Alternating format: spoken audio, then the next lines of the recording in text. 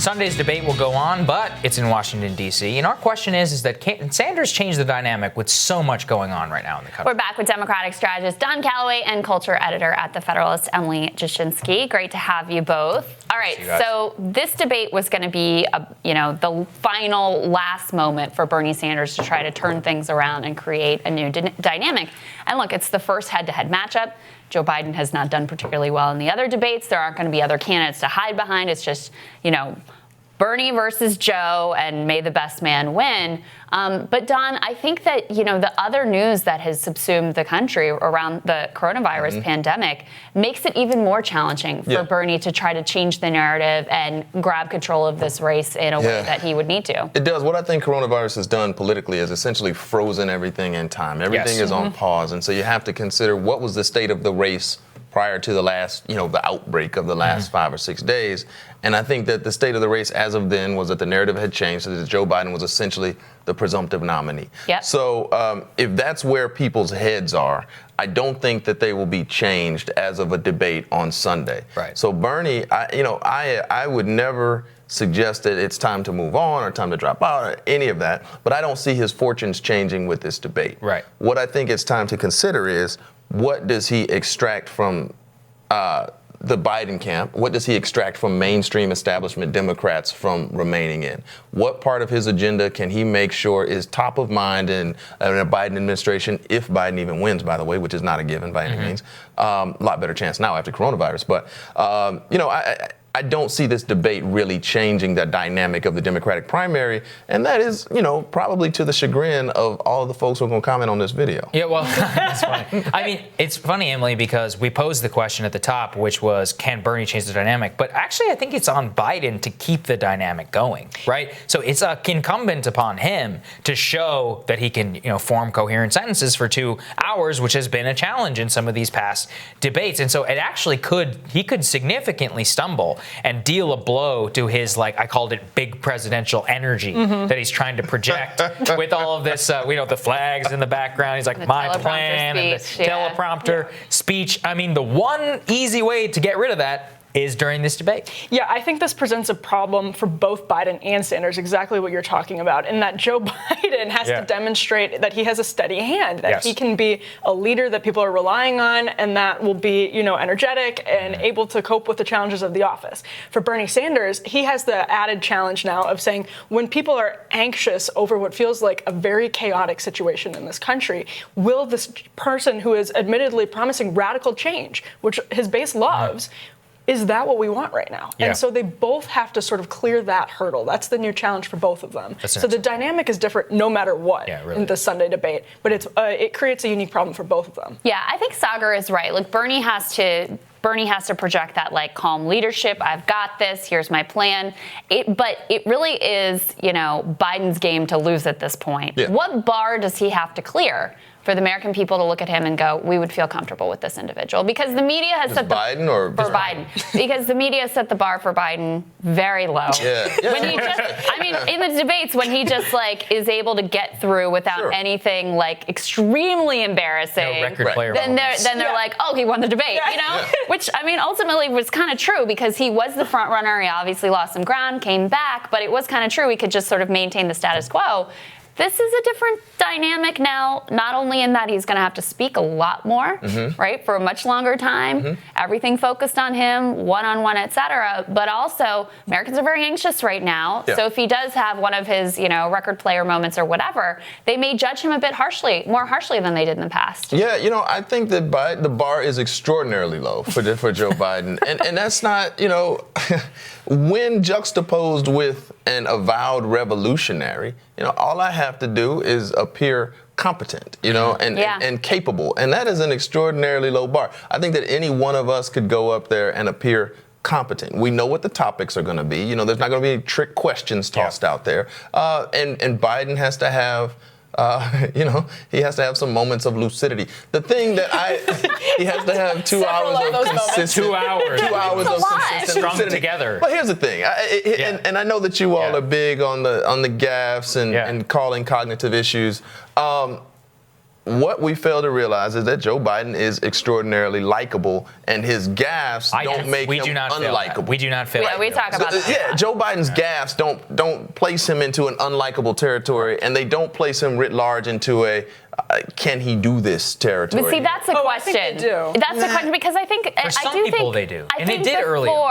Right, there's a reason why he was so weak going into Iowa, because there was a question of like, it's not really the guy who can beat Trump, who can run this country. I mean, at that point, it was just to beat Trump. Now I think there's an additional hurdle of like, okay, I like him, but also, is he someone that we can count on in a crisis? So I do think that elevates the bar for him a little bit. Look, the bar is still extraordinarily low. And you're absolutely right. The fact that people like him means they will forgive a lot. Yes. Right? Yeah, but I don't think his gaffes endear him to people. I think not as a president. Maybe they would endear him to people as someone on the speaker circuit, but not as a president. And I think what we've seen is an intensification, not just, it's not the gaffes, it's him. I don't think I would call mistaking your wife and your sister-in-law a gaffe. I don't think I would call failing to strengthen. Don doesn't like that one. It does. They switch places behind it. I watch them in real time. No, 100%. No, I agree. There's lots to pick from without using that. How it comes across to people. Okay, fine. Also, forgetting the Declaration of Independence. Are we allowed to use that one? All right.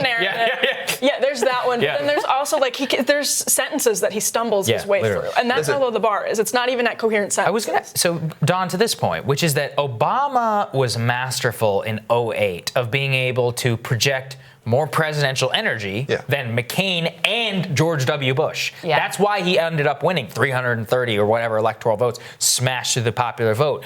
We're in a dynamic now where I'm not sure Trump, Bernie, or Biden, any of those three, is capable of recreating that Obama-like moment, and it just creates a lot more chaos and uncertainty with this. This goes to my general theory of campaigns, is that I don't need to have more resources than you. I need to have enough resources to run my course. I don't need to be Obama. I don't need to be FDR, in the time of the Great Society. I need to do enough to beat Bernie Sanders. And then I need to do enough to beat Donald Trump. And I think that Joe Biden, by some accident of history, has become the person. Listen, we don't. True. No, you're right. History does not elevate our greatest men. History elevates the person of the moment. And I think that Joe Biden, at 77 years old, has found himself the person of the moment. He does not have to be Julius Caesar, right? That's not what we're looking for. But he's the person of the moment who has found himself in a very, very good chance to be elected president, largely not because of Donald Trump's 3 years of malfeasance, but because of coronavirus. Yeah. What a time. Don, you said something interesting about Bernie staying in the race. And you said, you think the play for him, if things don't change dramatically, which, look, let's be honest, we're living through a black swan event right now. We shouldn't write off the possibility of anything happening at this point. But you said he should work on, what could he sort of extract or get inserted into the Biden agenda. What do you think is realistic? Because I have to be honest with you, Joe Biden was on TV last week saying I'd veto Medicare for all. I don't see an olive branch being extended to Bernie Sanders or his movement or the young people who overwhelmingly support him at this point. Joe Biden is a centrist. Joe Biden is coming in to manage the bureaucracy as it exists, right? So, he is not a revolutionary, and that is the stark contrast that the Democratic Party is facing right now. But I think back as a student of history, I think back to Asa Philip Randolph and the Black Liberation and Economic Empowerment Movement going in to see FDR and demanding racial and economic justice. Later, Dr. King going in to see LBJ and demanding racial and economic justice throughout the country. And both of those presidents looked at those revolutionaries and said, okay, well, make me do it. And that is, to me, the legacy of the Bernie. Okay, I'm with you, but make me do it. That is the legacy of the Sanders movement, the Sunrise movement, and all of the offshoots who have built something incredible and remarkable, and they are to be commended. All of you all are to be commended for the work that you've put in over the last 5 years. Now your job is to make Joe Biden do it. I guess I'm curious about that, Emily, and how you see that dynamic. Because we look at the right. I have no doubt that if Trump had lost the GOP nomination, that there would be zero olive branch extended to the populist right. I mean, he basically won, and they still crushed it, essentially, in terms of the administrative priorities and more in Congress. So how is it that anti-establishment movements make themselves heard in centrist administrations? Well, yeah, I think Joe Biden has actually already made all the concessions to the Bernie Sanders movement that he will. Yeah. Right. And I think we saw that when his platform was unveiled in the summer, because that's when he was running really to be competitive in this race. That said, I think this is completely accurate that the movement continues to push the party, really to just nudge the party in that direction. I don't know what that's going to look like in a Biden administration because Joe Biden is not Hillary Clinton. And Hillary Clinton was in a very different position in 2016 than Joe Biden will be in 2020. I have no idea what to expect from him in terms of listening to sort of Bernie Sanders. He actually seems more obstinate and less interested in having those conversations than Hillary Clinton did. I agree with Yeah, I totally agree with you. Right. Yeah. I mean, I think that you have to be, frankly, more aggressive and more controversial than this movement has been as led by Bernie Sanders to this point. You have to be willing to be critical of Joe Biden and Nancy Pelosi and other these like corrupt deals. Right. But even, in terms of their policy priorities, like you're not going to just go along and be a good little Democrat and show up for them and carry their water. You're actually going to call them out and hold them to account in the same way that you would a Republican administration, which I know is going to make like all kinds of people in this town in the mainstream Democratic establishment hate you and lose their mind over it and all of that. But that's exactly what needs to be done if you're going to have any sort of power leverage. So let's talk like true revolutionaries. What are you willing to sacrifice? Are you willing to have 4 more years of Donald Trump? I'm not. So But I'm talking about once Biden. Right. But first of all, we got to get him there, right? So the question is, what do the millions of Sanders followers decide to do in November? Yeah. I heard you had a tweet on that, right? Some comments. On that. Yes. I heard. And I can provide a little bit of insight. Is the same debate happened on the right, right? So there was this whole thing. Some of our left audience doesn't remember this, but it's called the Flight 93 essay. Oh boy! And so the way that people were saying to try and convince, never Trumpers or Trump skeptical people was like, this is like Flight 93. You've got one chance to yank the culture back and storm the cockpit, and maybe you crash, but maybe you take the wheel and you jerk it up and you survive. I don't know, Emily. Do you think that? Well, Don, I want you to weigh on that too. Is it responsible? People called that essay very irresponsible at the time. I don't actually think it was. But what is it? The same stakes for the left in the election against Trump? Because that's ultimately the way that you vote. It is the will same be about stakes. Existentialism of your movement. It is the same stakes, but you have to remember that the Democratic Party, not necessarily those who participate like us on every day in politics, but those who are prone to vote Democrat, is the party of the very, very large tent. So you have folks here who are saying, I am experiencing pain in this moment under Trump that is like some of the more nightmarish aspects that we've seen in American history. I got to get out of this, right? And that person is no less progressive or no more low information than a sunrise movement, true revolutionary. My point and so the thing is that both of those have a space, and where does the party go to unify? And you don't even have to unify. But what do we decide we do right now? Right. That's a major question. Well, and here's the point: is the part of the reason why why leftists and the progressive left always get kicked in the face and whatever, you have to accept whatever we're going to give you, is because they know they're going to show up and vote. Right. The moderates are the ones who always threaten that, I don't know, I might stay home, I might vote for the other people, right? And so the whole party caters to them because they're willing to wield their influence that way and basically say, I may vote, I may not. Here's one really interesting point. When we talk about Flight 93 on the left and the right, because James Carville seems to be leading the Flight 94 movement right now. He is, right? This is a really interesting point, is that progressive getting kicked in the face. From when that happens on the left, it's on economic issues. On the right, it's on cultural issues. Yes, and very that's a huge distinction. And that's why on the right, Flight 93 really, that caught traction for that reason particularly. Well, did you read, I did a whole thing yesterday on, Jamel Bouie had a column in the Times that was like, don't despair progressives, here's what you can do in a Joe Biden administration. And he gives the example of Virginia.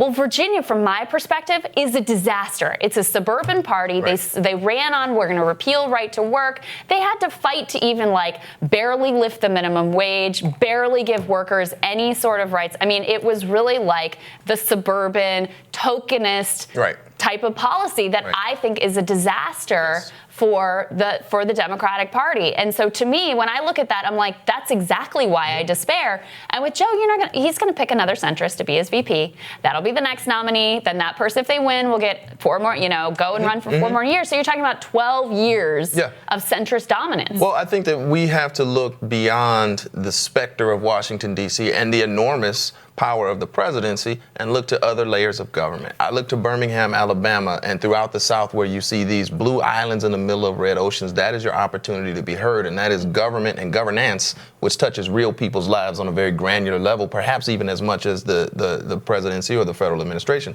I look at a Randall Woodfin in Birmingham. I look at a Antar Chokwe Lumumba. Even just by his name, he's a revolutionary who's the mayor of Jackson, Mississippi. Frank Scott in Little Rock, Arkansas. And these are people who are putting in revolutionary policy, who are trading Columbus Day and trading that for Election Day being declared a holiday.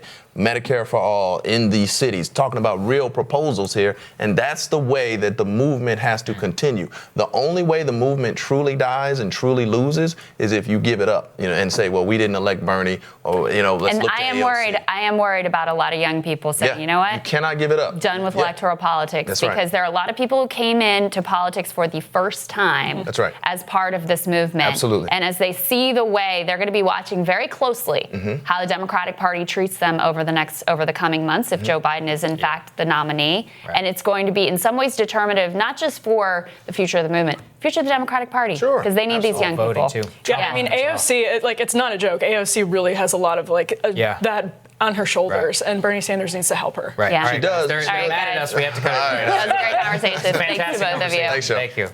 Next week on Rising, Chairman of the House Budget Committee, Congressman John Yarmuth. He discusses the House response to coronavirus. And journalist Zed Jelani is going to be here to weigh in on all the news that's going to inevitably happen over the weekend, including the debate, which we'll be watching very closely, and tweeting, of course. As always, please like, share, and subscribe so you don't miss any of our content.